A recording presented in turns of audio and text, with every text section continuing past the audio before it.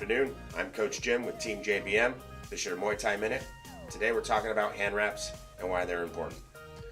For most students and in our gym atmosphere, our main concern is protecting the wrist. So as new students come in, they're hitting on heavy bags, never punched or hit anything before in their life, they're not injuring their wrists.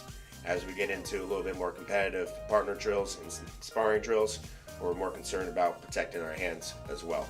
All right, we're going over hand wraps. Today we're using the 180 centimeter Mexican style Rev Gear hand wraps.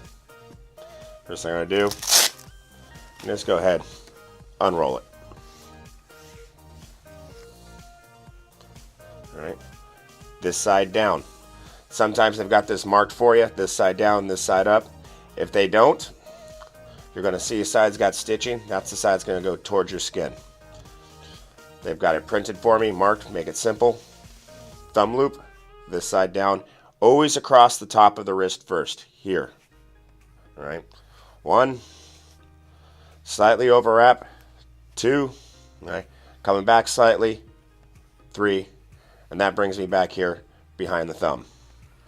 From here, I'm going to start to go in between each of my fingers, and you can see how I point my index finger to try to trap that, because I want this wrap, once it goes between my fingers, to be as narrow as possible, around the finger, and back to the outside of the wrist.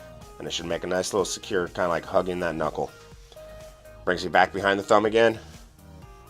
Next finger. Want it snug, but not too tight. I go outside to the inside, back to the outside of my wrist, and now I'm going to go all the way around again. From there, next finger, outside to the inside, back to the outside of the wrist, all the way around. We're going to work like that fashion, all the way to my pinky. Same idea, outside of the pinky, inside of the pinky. And now, keeping my hand nice and wide, I'm going to go across my pad of my hand, split the wrap in half, across the top of the knuckles, splitting the wrap in half. I'm going to do that twice. From there, back to my wrist, around my wrist, and right back behind my thumb again. Nice and high on my thumb joint, where my thumb is connected to my hand. Wrap stays nice and wide, around, and again. Okay. Protecting that thumb from body hooks when I'm throwing my body hooks to my teammate or my opponents. I'm back behind the wrist, and around my wrist.